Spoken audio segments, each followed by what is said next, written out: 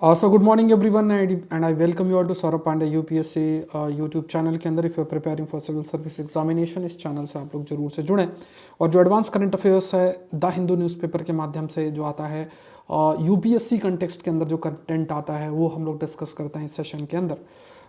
आज जो टॉपिक्स आए हैं, जो मैंने रिसर्च करके जो टॉपिक्स आपके लिए बनाए हैं, अगेन जो न्यूज़पेपर के अंदर ही आया है, तो वो है हेट्रोसिस का कंसेप्ट है। और इस पर अगर आप साइंस वाला पेज देखोगे तो they have explained a bit what basically is heterosis. ये टॉपिक आपका एग्रीकल्चर का बहुत ही फेमस टॉपिक है। इसको मैं आज आपको एक्सप्लेन कर दूंगा, बहुत आसान है। RISCV अगर देखोगे तो साइंस वाले ही पेज में reduced instruction sets computer RISCV का कंसेप्ट है। चाइना के कंटेक्स्ट में तो ये भी साइंस एंड टेक्नोलॉजी का टॉपिक है। Myanmar civil war and India's interest international relation का टॉपिक है।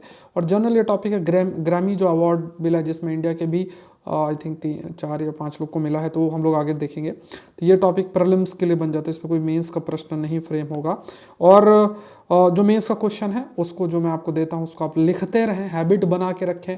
क्योंकि जो भी कंटेंट आप कवर करते हैं, लाइक कंटेंट जो आप लिखते हैं, समझते हैं या अपना समय देते हैं, तो यू हैव टू थिंक कि अच्छा प्रश्न कैसा बन सकता है। एटलीस्ट मेरे द्वारा प्रयास किया जाता है कि वो जो यूपीएससी के लेवल का प्रश्न है वो आपको दिया जाए, और आप अगर थोड़ा सा इनका कंपाइलेशन गो थ्रू होंगे यू विल अंडरस्टैंड कि हाँ जो प्रश्न हैं वो कुछ उसी प्रकार के प्रश्न जो है यूपीएससी में जैसे पूछे जाते हैं वैसे ही प्रश्न मैं आपको कैसे कंटेम्प्रेरी एस्पेक्ट से बनते हैं वो मैं आपको देने का प्रयास करता हूँ।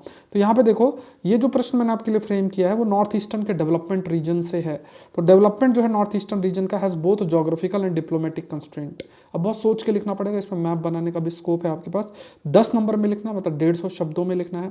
आप अपने आंसर सेंड कर सकते हैं Saurabh Pandey UPSC Telegram channel पे, लिंक डिस्क्रिप्शन बॉक्स में दिया हुआ है, ज्वाइन करें। कोई क्वेरी है तो मुझे इस नंबर पे दें।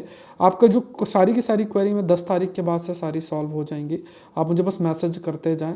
और अगेन जो करंट अफेयर का कोर्स है जो मैं आपके लिए लेकर आ रहा हूँ, सिर्फ उनके लिए जो 2024 की तैयारी कर रहे हैं, तो अभी 30% ऑफ चलता रहेगा, ठीक है। तो आप अपना प्लान कर सकते हैं ज्वाइन करने का।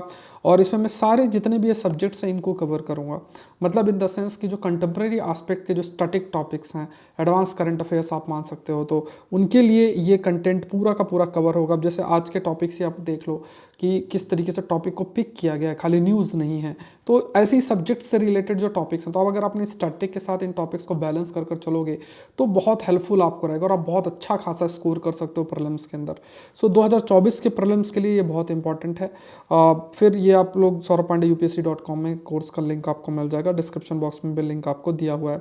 अगर आप ऐप डाउनलोड करते हैं, वेबसाइट पर जाते हैं, तो ये सारे कोर्सेस हैं। इसमें आपका करंट अफेयर्स का CSAT का कोर्स भी है, जैन सर के द्वारा लिया जा रहा है, तो CSAT का कोर्स भी है आपका, वो भी एक्टिव है। मेंटरशिप प्रोग्राम ज्वाइन नहीं करनी है बिकॉज उसका बैच क्लोज हो चुका है। उसका एग्रीकल्चर ऑप्शनल है, वो आपको कवर हो रहा है। तो पहले पेपर के सारे वीडियोस अपलोड हो चुके हैं। डेली आंसर राइटिंग ज्वाइन नहीं करनी है, इसको प्रीलिम्स के बाद ये थोड़ा सा ऐड ऑन होगा। और आकलन सीरीज़ में जो भी बच्चों ने ज्वाइन कर रखा है वो सब उसमें ऐड ऑन होंगे जो आगे के जो कोर्स आएगा। उसके अलावा प्रीलिम्स टेस्ट सीरीज़ का 16वां टेस्ट हो चुका है, 17वां टेस्ट इस संडे को। तो इसको देखो, जो 24 की तैयारी कर रहे हैं तो बिल्कुल मिस नहीं करना, ये RC रिपोर्ट। तो टोटल इसमें 50 टेस्ट जो है वो मैं आपको कंडक्ट करूँगा। सब कुछ आपको saurabhpandeyupsc.com और सौरभ पांडे CSE ऐप के अंदर अवेलेबल है, तो आप अपना गो थ्रू हो सकते हैं। शुरू करते हैं। पहला, the unusual cabbage mutation that could boost crop yield. अब ये जो टॉपिक है, अब ये ऐसे टॉपिक्स होते हैं जिस पे चाहे कोई अगर देखता है तो उसको लगता है यार ये इस पे क्या प्रश्न बन सकता है। तो अब अगर आप यूपीएससी के पेपर को एनालाइज करोगे, साइंस के टॉपिक्स से, साइंस एंड टेक्नोलॉजी के जो एरियाज से टॉपिक्स आते हैं, तो उसमें आप यू विल रियलाइज़ कि बहुत सारे प्रश्न ऐसे ही रिसर्च जो होती रहती है वहाँ से बहुत अधिक प्रश्न ये लोग 2018 के बाद से बना रहे हैं। और न्यूज़पेपर वालों ने भी ये रियलाइज़ किया, इस वजह से ये लोग साइंस का सेक्शन स्पेशल लेकर आए हैं, जिससे कि इनका न्यूज़पेपर खासतौर से हिंदू अपना रिलेवेंस बना के रखे। तो ये एक बहुत बड़ा फैक्टर है। और क्योंकि जैसे यूपीएससी के बच्चे जितना पढ़ेंगे उतना उनको एडवर्टाइजमेंट मिलेगा कोचिंग इंस्टीट्यूट्स के, और फिर उनका उससे रेवेन्यू काफ़ी आता है, तो इस वजह से वो लोग रेलिवेंट होना चाहेंगे। और यही बात है कि ये सब कंटेंट कवर किया जाता है। बाकी पॉलिटिकल न्यूज़ और सारी चीज़ें आपका इंटरेस्ट है तो आप वो लोग देख सकते हैं, वो न्यूज़ में आ ही जाता है।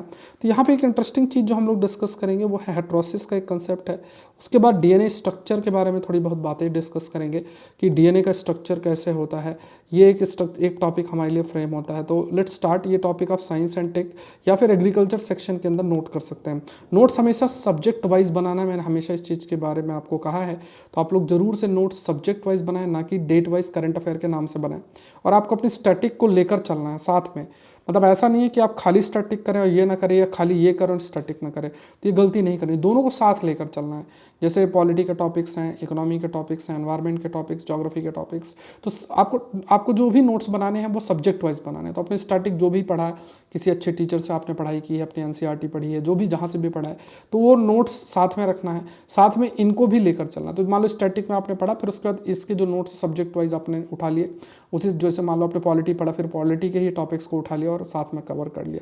इस प्रकार से आपको प्रोसीड करना है, तभी जो है आज के समय का जो अप्रोच है एग्जाम का, उसको आप इजीली हेल्प करेंगे। और ये चीज़ सिर्फ प्रीलिम्स के लिए नहीं, मेंस के लिए तो और ज़्यादा रेलेवेंट हो गई है, खासतौर से GS 2, 3 और 1, 4 तो चलो स्टैटिक रहता है, इथिक्स की अगर हम बात करें तो। चलो डीएनए का स्ट्रक्चर देखो, जो आपके वी कैन से, जैसे आपका ह्यूमन सेल है, ह्यूमन सेल के अंदर आपके जो है न्यूक्लियस प्रेजेंट है। जैसे मान लो ये आपका है, तो यहाँ पे यू हैव न्यूक्लियस प्रेजेंट है, और न्यूक्लियस के अंदर ही आपके पास क्रोमोजोम है। क्रोमोजोम को और फर्दर अंदर जाओ तो आप जो है डीएनए देखोगे, डीएनए के अंदर आपकी जीन्स जो है वो प्रेजेंट होती हैं।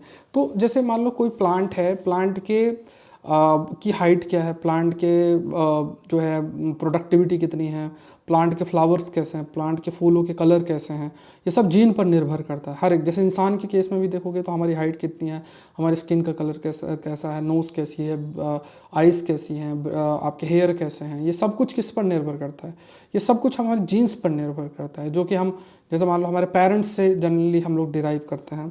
तो यहाँ पे क्या इसी तरीके से, और इसी तरीके से जैसे अगर सोचा जाए तो यहाँ पे यू हैव टू अंडरस्टैंड कि वो सब किस तरीके से ट्रांसफ़र होती है, मतलब लास्ट जनरेशन से हम तक कैसे ट्रांसफ़र होती है, प्लांट्स में कैसे आती है। तो वहाँ पे आपके पास डीएनए होता है जिसमें जीन्स प्रेजेंट होती है, जीन एक जनरेशन से दूसरी जनरेशन आपकी ट्रांसफ़र होती है। तो यहाँ पे अगर आप देखो तो मेनली ये कुछ स्ट्रक्चर अगर आप विल ट्राई टू अंडरस्टैंड, तो ये जैसे मान लो आपका ये आरएनए है, आरएनए सिंगल स्ट्रैंडेड आरएनए है, ये है, तो इसमें और ये डीएनए है। तो डीएनए में आप देखोगे तो you have thymine, adenine, guanine और साइटोसाइन है। तो इनका एक बॉन्डिंग सी रहती है, जैसे for example adenine, thymine, guanine, cytosine, ये हाइड्रोजन बॉन्ड के माध्यम से इनके जुड़ा होता है, इस टाइप से सीढ़ियों की तरह जुड़ा हुआ है। और जैसे दो सांप गले मिलते हैं, वैसे ही ये आप मान लो कि ये डीएनए का स्ट्रक्चर आपका बना हुआ है। और इसमें जो सीढ़ी की तरह बना हुआ है, तो उसमें आपके ये अलग अलग आपके न्यूक्लिक बेसिस प्रेजेंट है, थाइमीन है और एडेनाइन है, ग्वानाइन है, साइटोसाइन और हाइड्रोजन बॉन्ड के माध्यम से जुड़े होते हैं। तो इस प्रकार से पूरा जो डीएनए का स्ट्रक्चर है वो आपका बनता है, ये अगर देखा जाए। अब यहाँ पे दूसरी चीज़ आपको समझना है, जो कंटेंट मेंशन्ड है उसको समझने के लिए, तो पहले आप थोड़ा बेस मैं आपके लिए बना रहा हूँ, तो जिससे जैसे आपको डीएनए का स्ट्रक्चर क्लियर हो गया। अब दूसरा देखो फ्लावर में एक प्रोसेस आपने पढ़ा होगा जिसे हम पॉलिनेशन बोलते हैं। We use this term called as pollination.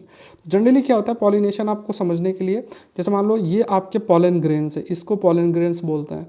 अब यही पॉलन ग्रेन्स जाके इस तरीके से यहाँ पे स्टिग्मा स्टाइल से होते हुए और फिर ये ओवरी का हिस्सा बन के और यहाँ पे आपका मिल जाएंगे, फिर यहीं से फर्टिलाइजेशन होगा, बीज मतलब ओव्यूल है और बीज बनेंगे और फ्रूट्स बनेंगे, इस तरीके से पूरा होता है। तो इसे हम कहते हैं, ये प्रोसेस को हम पॉलिनेशन कहते हैं। जैसे मान लो कोई कीड़ा आके बैठ गया, उसके पैर में चिपक गया, मतलब जो उसके पंख हैं या फिर उसका जो पैर होते हैं पतले पतले, तो उसमें पॉलिन्स चिपक गए, फिर वो दूसरे फ्लावर में बैठा, तो इस तरीके से वो वही पॉलिन्स यहाँ झड़ जाएंगे और यहाँ पे आपके फिर फर्टिलाइजेशन होगा, pollens will be transferred here. दूसरी चीज़ ये ध्यान में रखना कि मान लो सेम फ्लावर है, तो सेम फ्लावर में अगर ये होता है तो इसे हम सेल्फ पॉलिनेशन बोलते हैं, और दूसरे फ्लावर में होता है, दूसरे प्लांट के फ्लावर में होता है तो उसे क्रॉस पॉलिनेशन बोलते हैं। We call it as cross pollination. तो जब सेल्फ पॉलिनेशन होगा, जैसे मान लो एक ही फ्लावर है तो उसमें कोई वेरिएशन तो होगा नहीं, क्योंकि सेम सा फ्लावर है तो उसमें कोई वेरिएशन नहीं होगा। वही फ्लावर अगर दूसरा हो या दूसरे प्लांट में फ्लावर लगा हो तो कुछ ना कुछ अंतर आएगा जेनेटिक लेवल पे। तो कभी भी सेल्फ पॉलिनेशन अगर होता है तो उसमें कोई भी किसी भी प्रकार की वेरिएशन या नई वैरायटी के चांसेस नहीं होते हैं, ऑलमोस्ट नहीं होते हैं। लेकिन अगर मान लो क्रॉस पॉलिनेशन होता है तो क्योंकि दूसरे फ्लावर में चीज़ें ट्रांसफ़र हो रही है तो इस वजह से वहाँ पे वेरिएशन के चांसेस आपके होते हैं। कई बार क्या होता है कि मान लो कि ये जो पॉलिन्स है फंक्शनल ही नहीं है, मान लो कि कुछ ऐसी स्थिति बन जाए कि इनकी जो रिप्रोडक्टिव कैपेसिटी है पॉलिन्स की वो ख़त्म हो जाए, तो उसके लिए शब्द जो यूज़ करते हैं वो है मेल स्टेरिलिटी शब्द हम यूज़ करते हैं। ये सब एग्रीकल्चर के कॉम्प्लेक्स टॉपिक्स माने जाते हैं, बट मुझे नहीं लगता, जब मैंने अभी ये कुछ पॉइंट्स आपको बताया तो थोड़ा बहुत आपको क्लैरिटी नहीं हुई होगी, थोड़े बहुत आपने जरूर से समझा होगा। तो ये फ्लावर्स के बारे में ध्यान में रखना, क्योंकि देखो DMH11 जो कि मतलब मस्टर्ड की वजह से हाइब्रिड शब्द का मेंशन है, हाइब्रिड शब्द, तो जैसे मान लो A को क्रॉस किया B से और A को क्रॉस किया B से और C बना, तो यहाँ पे देखो जब जब एक पॉइंट आप याद रखना कि अगर मेल स्टेरिलिटी है, मेल स्टेरिलिटी मतलब पॉलन काम नहीं कर रहा है, तो उसमें क्रॉस पॉलिनेशन ही हो सकता है। मतलब क्यों? क्योंकि इसका देखो ये तो काम कर रहा है बट ये काम नहीं कर रहा, तो दूसरे फ्लावर से पॉलन आके इसमें ट्रांसफर हो गए। तो मेल स्टेरिलिटी बेसिकली क्या है, ये फैसिलिटेट कर सकती है किसको, क्रॉस पॉलिनेशन को फैसिलिटेट कर सकती है, नई वैरायटी बनाने के लिए बहुत आपके लिए हेल्पफुल हो सकती है। ए और बी को क्रॉस कराओगे तो सी बनेगा, और अगर मान लो सी एक बेटर क्वालिटी का है A to B, तो इसी को हेट्रोसिस शब्द बोलते हैं। जैसे मान लो पापा हैं, पापा से आगे बेटा निकल गया, तो प्लांट में अगर ऐसी स्थिति होती है तो उसको हेट्रोसिस बोलते हैं। तो अब पापा से आगे बेटा, जैसे मान लो इंसान के केस में तो क्या होगा कि मान लो बड़े ऑफिसर बन गए, बिजनेसमैन बन गए, स्पोर्ट्स पर्सन बन गए, तो ऐसा कुछ हुआ।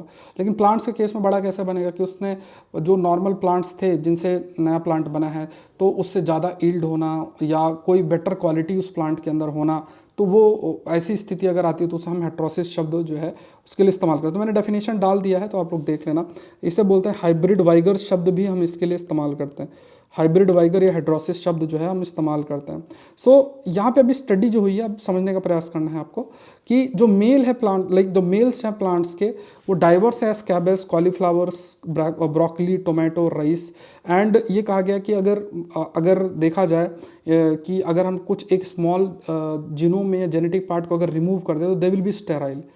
स्टेराइल का मतलब है कि वो रिप्रोडक्टिव कैपेसिटी खत्म हो जाएगी, जैसे पॉलेंस काम नहीं करेंगे, तो ऐसी स्थिति आपकी बन सकती है। तो यहाँ पे कहा गया कि अभी एक स्टडी जो पब्लिश हुई है उसमें कुछ ये पॉइंट्स जो हैं हाईलाइट किए गए हैं। तो अगर कहा गया कि अगर सपोज करो किसी एक हिस्से को अगर हम रिमूव करते हैं तो ज़रूरी नहीं है कि वो लॉस ही हो, पॉसिबिलिटी हो सकती है उसका गेन भी हो सकता है। मतलब अगर A और B को क्रॉस करा के C बनाते हैं तो जो C है वो C बेसिकली बेटर हो सकता है A और B से, तो उस वैसी स्थिति भी हो सकती है जिसे हम हेट्रोसिस शब्द जिसके लिए इस्तेमाल करते हैं। फिर देखो यही सब बातें DNA के स्ट्रक्चर के बारे में लिखी है जो मैंने एक्सप्लेन आपको किया था कि ACGT है। जैसे अगर आपको याद हो तो मैंने अभी आपको ये स्ट्रक्चर जो बता रखा था, तो वही लिखा हुआ लाइन से वही सारी चीज़ें लिखी हैं, तो आप लोग एक बार गो थ्रू हो जाना। और यहाँ पे क्या कि देखो, तो आप सोचो कि कैबेज है, कैबेज जिसका ब्रासिका ओलरासिया बोलते हैं, तो ये इसमें 1.06 बिलियन बेस पेयर। आप सोचो कितना बड़ा, मतलब ह्यूमन या जो जीव है ना, जो ये लिविंग सिस्टम है, इनका आप एक समझो कि कितना कॉम्प्लेक्स सिस्टम है। इसको बना पाना जो है इतना आसान नहीं है, कुल मिला के हम ये कह सकते हैं।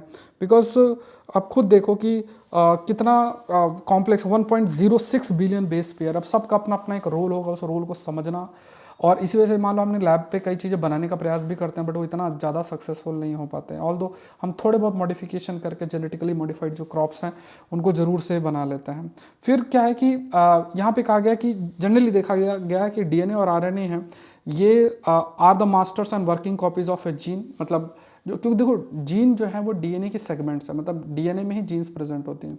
और RNA बेसिकली क्या होता है कि जैसे DNA से RNA बनना, RNA फैसिलिटेट करता है प्रोटीन बनाने में, और वही प्रोटीन बहुत सारे प्लांट्स के या किसी भी लिविंग सिस्टम के कई जो अंदर फंक्शंस होते हैं उसको परफॉर्म करने के लिए ज़रूरी आपका होता है। तो यहाँ पे याद रखना है कि राइबोसोम एक हो गया और एक RNA हो गया, ये फैसिलिटेट करते हैं पर्टिकुलर प्रोटीन्स के फॉर्मेशन के लिए। और जो प्रोटीन्स हैं, these protein are encoded by genes. इसमें जो मतलब these genes are also responsible for the formation of the protein, और प्रोटीन जो है जीन से जुड़ा होता है या लिंक्ड आपका होता है। सो कहा गया कि दी पॉलन लॉस प्रमोट हेट्रोसिस। तो ये आपका कहा गया कि जैसे जैसे देखो सिंपल से इनका कहना क्या है कि जो पूरी रिसर्च के अंदर इस बात को हाईलाइट किया गया कि जनरली हम किसी भी जेनेटिक पार्ट को अगर रिमूव करते हैं, जैसे मान लो ये स्ट्रक्चर, इसमें से ये जीनोम है, हमने इसको रिमूव कर दिया। अगर रिमूव कर दिया तो हमने कहा कि इसका लॉस है।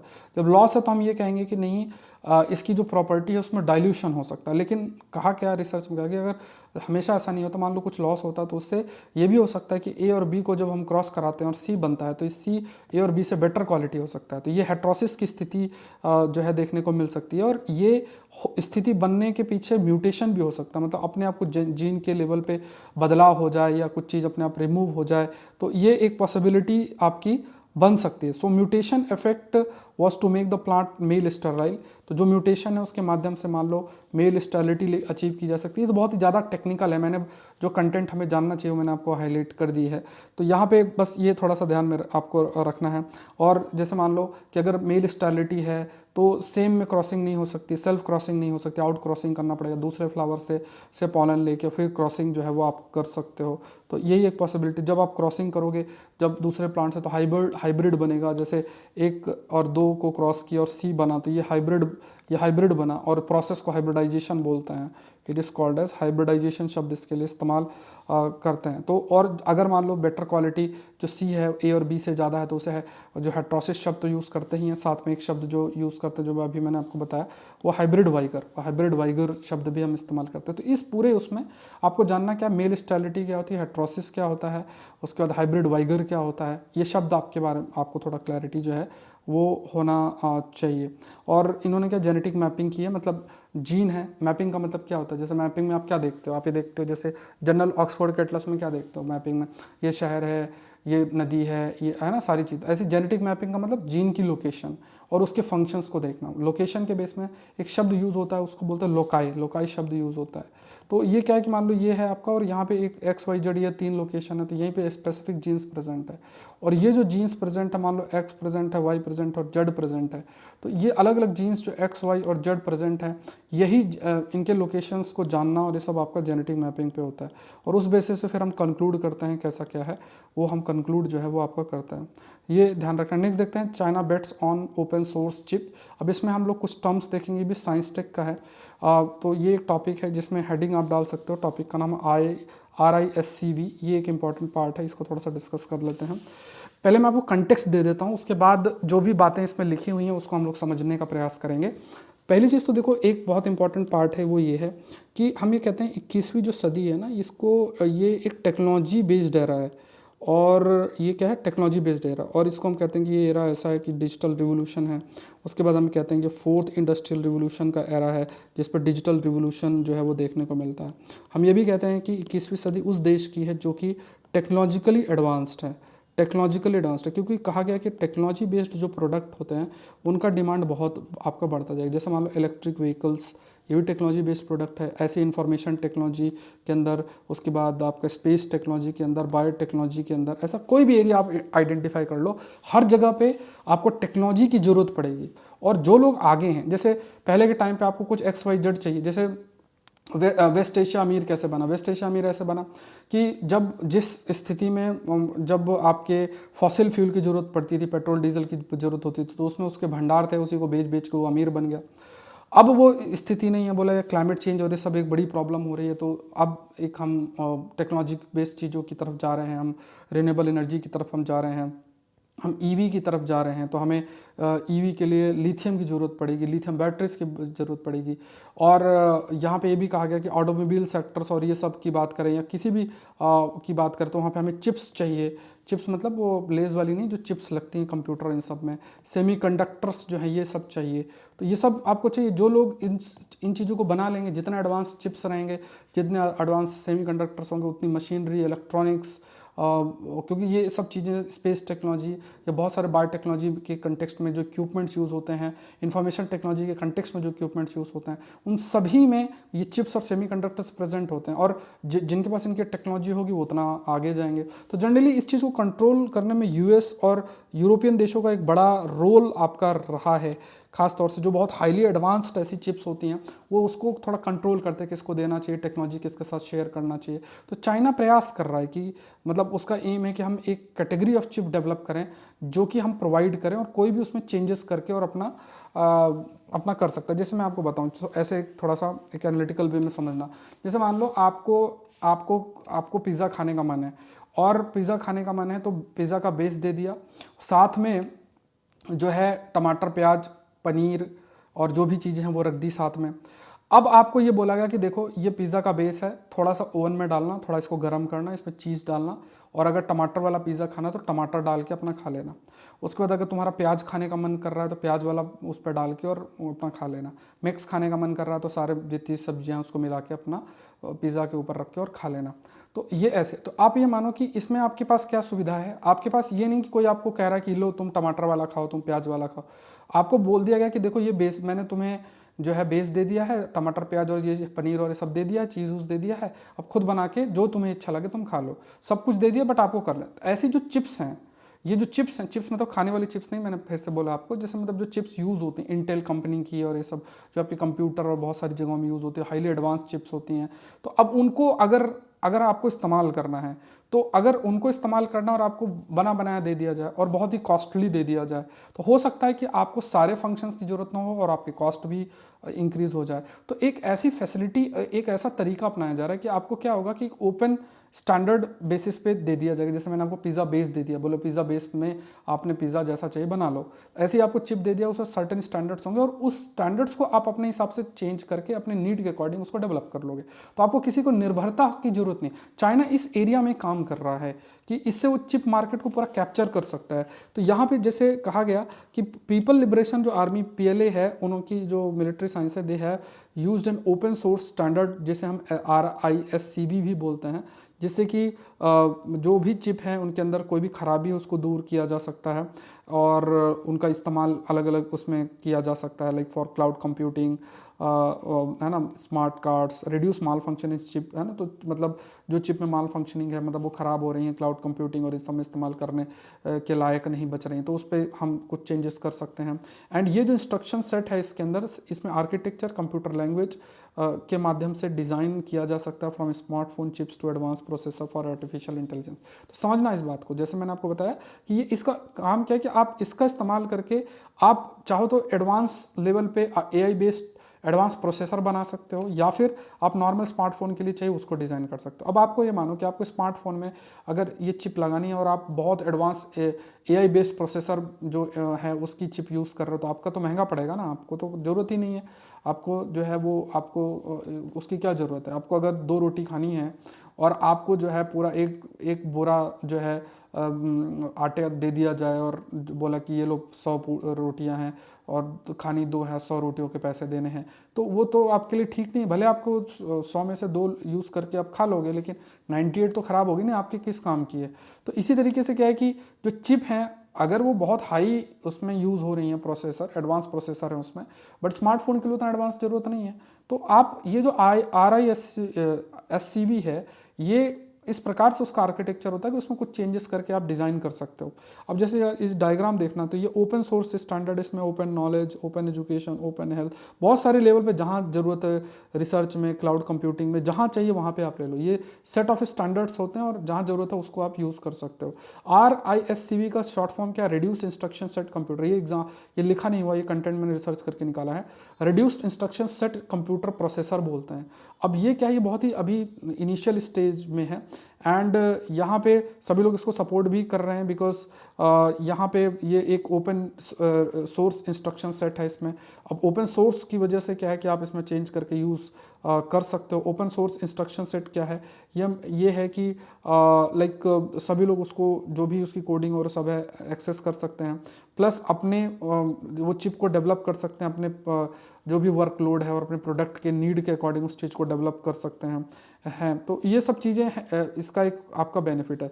US और UK जो है वो एक्सपोर्ट कंट्रोल करते हैं, जैसे जो मोस्ट एडवांस्ड X86 और ARM डिज़ाइंस हैं उनको वो नहीं करते, मतलब हाई परफॉर्मेंस चिप्स को नहीं वो मतलब उस पर कंट्रोल रखते हैं, किसको देना किसको नहीं देना। अब इस प्रकार के अगर रिस्ट्रिक्शंस होंगी तो बहुत सारी चीज़ें, जैसे ऑटोमोबाइल से लेके किसी भी सेक्टर में ज़्यादा उसमें चिप्स की ज़रूरत होती है। तो चाइना मान लो इस पर निर्भर करता है, तो उसको लगेगा कि यार मेरा एडवांस इकोनॉमी इतना डेवलप नहीं हो पाएगी और मेरी निर्भरता जो है इन पर बनी रहेगी। तो ये इसी वजह से, या दूसरा देश भी ऐसे सोच सकता है। तो RIS जो CV है उसके बारे में कहा गया कि इसको इसकी तरफ जो है वो किया जाए। तो यहाँ पे ब्रेक थ्रू लेकर आया जा रहा है चाइना के अंदर with government funding and Beijing जो है दे आर ट्राइंग किए कि ओपन स्टैंडर्ड जो है वो डेवलप किया जाए और आगे बढ़ा जाए। तो इस पर रिसर्च डेवलपमेंट और सारी चीज़ों पे फोकस आपका किया गया। नेक्स्ट देखते हैं, Myanmar civil war and India's interest. ये भी एक अच्छा टॉपिक है, इस पर मैंने वैसे कई बार चर्चा कर रखी है, बट इन्होंने अलग से आज दे दिया है। तो इंटरनेशनल रिलेशन का ये टॉपिक आपके लिए फ्रेम हो जाता है। अब इसके लिए थोड़ा मैप में मैं आपको कंटेक्स्ट दे देता हूँ जिससे आप समझ पाएंगे। तो यहाँ पे देखो, ये आपका म्यांमार का रीजन है। अब समझो कि हमारी जो एक्ट ईस्ट पॉलिसी है, पहले लुक ईस्ट पॉलिसी थी, 2014 में हमने उसको एक्ट ईस्ट पॉलिसी बनाई, और उसमें एक स्पेशल एक प्रोविजन जो डाल रखा था वो ये था कि जो नॉर्थ ईस्टर्न रीजन है उसको हम साउथ ईस्ट एशिया से कनेक्ट करेंगे। अब आप मैप देखो, जैसे मान लो यही मैप देखो, कोई भी मैप देखो, देखो ये क्या है, हमारा जो नॉर्थ ईस्टर्न रीजन है वो इस छोटे से कॉरिडोर से जुड़ा हुआ है मेन लैंड से। अब ये बहुत मतलब कोई चीज़ अगर हमें यहाँ भेजनी भी है ना, तो मान लो या तो एयर के माध्यम से, या मान लो कुछ स्थिति बन जाए तो वहाँ से हम इस जगह से ही जा सकते हैं। तो इसमें बहुत जोग्राफिकल कंस्ट्रेंट है। मान लो यहाँ चाइना डोकलाम और चुम्बी वैली यहाँ पे प्रेजेंट है, तो इस रास्ते को ब्लॉक भी कर सकता है, तो मूवमेंट अफेक्ट होगा। तो हमें अल्टरनेटिव रूट चाहिए, तो या तो हम बांग्लादेश के माध्यम से करें, या फिर हम जो है म्यांमार के माध्यम से कनेक्टिविटी स्टैब्लिश करना चाहते हैं, और हम north east south east Asian देशों के साथ भी हम जुड़ना चाहते हैं, जिससे इस रीजन का विकास हो सके, पूरा का पूरा इस रीजन का जो डेवलपमेंट है वो डेवलपमेंट की तरफ हम जा सके। तो इसीलिए हम कालादान मल्टी मॉडल जो प्रोजेक्ट, मल्टी मॉडल शब्द का मतलब होता है डिफरेंट मोड का इस्तेमाल किया गया, जैसे समुद्र के रास्ते, रेल के रास्ते, रोड के रास्ते। तो ये जैसे मान लो कोलकाता से होते हुए हुगली रिवर, फिर आपका ये सी रूट है, फिर ये सितवे पोर्ट गए, फिर यहाँ पे पलटवा करके है, कलटवा करके है, फिर आपका जोरिंजपुई करके है, लॉन्गथलाई करके है, एजवाल मिजोरम तक ये स्टेप्स हम जा रहे हैं। तो डिफरेंट मोड का इस्तेमाल करते हैं, इसलिए मल्टी मॉडल बोलते हैं। ये कालादान मल्टी मॉडल जो ट्रांजिट प्रोजेक्ट है, अगर ये प्रोजेक्ट सक्सेसफुल होता है तो इससे एक तो हमें अल्टरनेटिव कनेक्टिविटी बनती है हमारे लिए, और क्योंकि आसान भी है समुद्र के रास्ते, और इस तरीके से आप आसानी से कर सकते हो। और फिर इसको हम फर्दर म्यांमार के रास्ते साउथ ईस्ट एशिया रीजन पे कनेक्टिविटी बढ़ा सकते हैं, तो फिर हमारे नॉर्थ ईस्टर्न रीजन में ही एक डेवलपमेंट हो सकता है अच्छा खासा। जैसे मैं आपको थोड़ा सा एक छोटा सा एग्जांपल देता हूँ। जैसे आप देखो मेघालय में स्ट्रॉबेरी के लिए बहुत चीज़ें की। स्ट्रॉबेरी जो फल होता है, अब स्ट्रॉबेरी क्या है कि मान लो ये ज़्यादा समय तक नहीं रहेगी, आपको क्या करना है, वो स्ट्रॉबेरी तुरंत ही जहाँ भी आपका टारगेट मार्केट है वहाँ तक रीच कराना है। साउथ ईस्ट एशियन देशों में स्ट्रॉबेरी जैसी चीज़ों की बहुत आपकी डिमांड है। अभी हम लोग तो जैसे नॉर्थ इंडिया में इतना ज़्यादा नहीं खाते हैं, लेकिन उधर डिमांड है। अब आप ये सोचो कि उसको अगर मान लो ज़्यादा समय तक रखोगे, ख़राब भी हो जाएगी। तो अगर एक कनेक्टिविटी डेवलप कर दी जाए, मान लो मेघालय है तो यहाँ से कनेक्टिविटी बन जाए, तो वो स्ट्रॉबेरी साउथ ईस्ट एशियन देशों तक बढ़िया तरीके से चली जाएगी। अच्छी कनेक्टिविटी तो साउथ ईस्ट एशिया से मान लो लोग आ रहे हैं काजीरंगा नेशनल पार्क देखने, या फिर जो बहुत सारे रीजन्स हैं, टूरिस्ट स्पॉट है, वहाँ देखने आ रहे हैं। तो इससे आपका एम्प्लॉयमेंट जनरेट होगा, एक्टिविटी यहाँ पे बढ़ेगी, ये है। लेकिन चाइना ये सब नहीं चाहेगा। चाइना को पता है कि अगर ये रीजन बहुत डेवलपमेंट हो गया तो इंडिया बाद में तिब्बत पे क्लेम कर सकता है, दूसरे देश जापान यूएस भी यहाँ पे आ सकते हैं जो उनके क्लोजर है। तो वो म्यांमार पे क्या तख्ता पलट करने में उसने बहुत मदद की है। वहाँ पे जो भी सरकार है, मतलब मिलिट्री रूल है, उसमें पूरा चाइना का अच्छा खासा सपोर्ट है, और उसने वहाँ के मिलिट्री रूल के भी कान खींच रखे हैं। जैसे मान लो बहुत सारे जो आपके ग्रुप्स हैं, मिलिटेंट ग्रुप्स वहाँ पे हैं, सेपरेटिस्ट ग्रुप, उनको सपोर्ट करना, जैसे आराकान और चिन जैसे हैं, तो खासतौर से आराकान जो है उनको भी काफ़ी सपोर्ट जो है किया जाता है। खासतौर से जो सपोर्ट है वो आपका किया जा रहा है बाय द चाइनीज़। तो उनका ये है कि किसी तरीके से अगर स्थिति बनती है, जैसे अभी जो स्थिति बन रही है वो है कि चीन और आराकान जो इथनिक ग्रुप है वो लड़ाई कर रहे हैं। इस वजह से क्या है कि जैसा पैलेटवा एक बहुत इंपॉर्टेंट रीजन है, तो उसमें ये दोनों अपना क्लेम कर रहे हैं, युद्ध करके स्थिति, सिविल वॉर की स्थिति बना के रखी है। तो लड़े भिड़ेंगे तो वहाँ पे कोई भी प्रोजेक्ट बनेगा नहीं, प्रोजेक्ट डिले होता जाएगा। और ये जो आराकान वाले हैं, जो कि राखाइनी स्टेट से आए हैं, जो रोहिंग्यास की हम बात करें, उन्हीं ने ये फॉर्म कर रखा है इसको, आराकान की जब हम बात करते हैं, आराकान आर्मी बोलते हैं उसको। तो वहाँ पे आराकान जो ग्रुप है, तो ये इसको पूरा तरीके से सपोर्ट किसका है, चाइना का अच्छा खासा सपोर्ट है। और अगर ज़रूरत पड़ेगी तो वो मतलब उनका यही मानना है कि रीज़न हमारा है, और ये जो कालादान मल्टी मॉडल प्रोजेक्ट आपका डिले बना रहेगा। इसी तरीके से हमारा मान लो हम सेंट्रल एशिया तक जाना चाहते थे, तो पाकिस्तान के माध्यम से उसको रोक लिया गया। तो यहाँ पे डेवलपमेंट पैलेटवा की ये इम्पैक्ट काफ़ी अधिक होगा। अगर ये इम्पैक्ट होगा तो आपका जो कालादान प्रोजेक्ट है वो भी काफ़ी अधिक आपका अफेक्ट होगा। और ये भी कहा गया कि जो भी आपका आर्थिक लेवल पे या जो भी पॉलिटिकल लेवल पे चैलेंजेस है वो हम फेस करते ही कंटिन्यूस बेसिस में फेस करते ही रहेंगे। और ये पूरा का पूरा रीजन लैंडलॉक्ड के रूप में ही है, क्योंकि छोटा सा सिलीगुड़ी कॉरिडोर है वहीं से है, और वहाँ से ज़्यादा हम कनेक्टिविटी भी नहीं इस्टेब्लिश कर सकते क्योंकि आपका जोग्राफिकल कंस्ट्रेंट बहुत अधिक है। तो ये एक जो रूट है कालादान वाला, एक अच्छा सोर्स प्रोवाइड करता, कनेक्टिविटी इस्टेब्लिश करने का डायरेक्ट कोलकाता, फिर उधर से पूरा मेनलैंड इंडिया सामने के सामने आपका है। तो इंडिया और म्यांमार ने फ्रेमवर्क साइन भी किया था कालेधन प्रोजेक्ट का 2008 के अंदर, और बिकॉज ऑफ द टेरेन और जो भी कोऑर्डिनेशन की कमी और इन सबसे चीज़ें डिले होती गई। फिर सितवे पोर्ट और इनलैंड वाटरवे टर्मिनल जो पलेतवा के अंदर है वो भी कंप्लीट हुए हैं पास्ट फ्यू ईयर्स में। रोड कंस्ट्रक्शन भी चैलेंजेस फेस आपका वहाँ पे कर रहा है। अराकान आर्मी है और with Myanmar national democratic alliance army, Thang national liberation army, ये 3 ब्रदरहुड अलायंस हैं। एंड चाइना अच्छा खासा इनको सपोर्ट भी करता है। तो जैसे ही कोई प्रोजेक्ट होगा उसको इंस्टॉल कर देना, पॉलिटिकल लेवल पे कुछ कर देना, कुछ ना कुछ करके प्रोजेक्ट को रोक के रखना। तो इससे इंडिया को ही काफ़ी अधिक आपका नुकसान है अगर देखा जाए खास तौर से, ठीक है। तो ये सारी चीज़ें मेंशन्ड है। बाकी और डिटेल्ड एनालिसिस मैंने पहले भी कर रखा है इसमें। नेक्स्ट देखते हैं, India wins big at Grammys, Shakti takes home honour. Taylor Swift जो है ये है, इनको भी मिला है। तो टेलर स्विफ्ट जो है उन्हें ग्रामी अवार्ड मिला है। अगर आप देखेंगे तो मोस्ट पावरफुल वुमेन में टेलर स्विफ्ट का नाम है, जो आई थिंक टाइम्स का जो रैंकिंग आती है उसमें। तो ये है, ये भी आपको याद रखना। फिर इंडिया इन ग्रैमी की हम बात करें तो इसमें एक तो उस्ताद जाकिर हुसैन है, उसके बाद राकेश चौरसिया हैं। अब वो जो हुसैन हैं उनके साथ मतलब बिग विनर है, 3 ग्रैमी उनको मिले हैं, जाकिर हुसैन है, बड़ी बात है, मतलब है ना, अच्छा अचीवमेंट है। चौरसिया जो है उनको 2 अवार्ड मिले हैं, शंकर महादेवन और गणेश राजगोपालन, और सेल्वा गणेश जो हैं विनायकरम। तो साथ में इन्होंने एक शक्ति नाम से कोई फ्यूज़न ग्रुप है वो बनाया हुआ है, तो उसे ग्रामी मिला है। उसके बाद शक्ति को 2024 ग्रामी award for best global music album के लिए मिला है, जिसका नाम द मूवमेंट है, दिस मूवमेंट ये नाम है उसका। उसके बाद जो हुसैन हैं वो 2 अवार्ड जीते हैं, best global music performance for Pashto and best contemporary instrumental album for as we speak, इसके लिए उनको दिया गया। अभी मैंने सुना नहीं, आप लोग भी सुन लेना, यूट्यूब में क्या पता हो, ठीक है। तो ये सारी चीज़ें हैं। सेशन को लाइक करना जरूर से है, चैनल को सब्सक्राइब जरूर से करना, अपना कमेंट जरूर से दें कब सेशन अटेंड करते हैं। क्वेश्चन देख लो, development of north eastern part of India has both geographical and diplomatic constraint. कोई क्वेरी है तो इस नंबर पे मुझे मैसेज करें। 10 तारीख के बाद से मैं आपको पूरे तरीके से आपको जो रिप्लाई है मिलना स्टार्ट हो जाएगा। आप अपने answer Saurabh Pandey UPSC Telegram channel पे भेज सकते हैं, लिंक डिस्क्रिप्शन बॉक्स में दे रखा है। ये कोर्स मिस नहीं करना है, अगर आप 24 की तैयारी कर रहे हैं तभी ज्वाइन करना है। 30% ऑफर एक्टिव है, और इसमें ये सारी चीज़ें मैं आपको कवर करूँगा। 10 तारीख से हमारी क्लासेस शुरू हो जाएंगी, आपको वीडियो मिलना चालू हो जाएगा। क्लास ऑलरेडी शेड्यूल्ड है, आप देख सकते हैं। सौरभ पांडे UPSC.com में जाके या सौरभ पांडे CSE ऐप में जाके आप कर सकते हैं। अभी देखो कौन कौन से कोर्स एक्टिव है। एक तो आपका CSET का कोर्स है, अगर आपका CSET वीक है तो इस कोर्स को मिस नहीं करना है, जैन सर क्लासेस ले रहे हैं। उसके अलावा आपका 2 ईयर्स कवरेज है सारे सब्जेक्ट्स का, ये है आपका। एग्रीकल्चर ऑप्शनल है, ये भी आप ध्यान रखें। इसके अलावा टेस्ट सीरीज, अभी आपको ये डेली आंसर राइटिंग वाला ज्वाइन नहीं करना, मेंटरशिप वाला ज्वाइन नहीं करना, ठीक है। आकलन सीरीज का जो पहले से लोग हिस्सा हैं, तो अभी से जब मैं प्रीलिम्स के बाद इसमें कुछ अपडेट करूंगा तो वो सब लोग उसका हिस्सा मैं ऐड कर दूंगा आप सभी लोग को, तो परेशान नहीं होना है। उसके बाद ARC रिपोर्ट है और ये सब कोर्सेस हैं, तो आप देख लेना।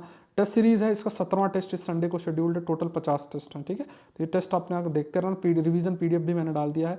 ये टेलीग्राम चैनल है जहाँ पे आपको सारा डिटेल अपडेट क्वेश्चन अपना आंसर जो भी है आप अपना पोस्ट करते रहें। सेशन को लाइक करें, चैनल को सब्सक्राइब करें। Thank you everyone, thank you.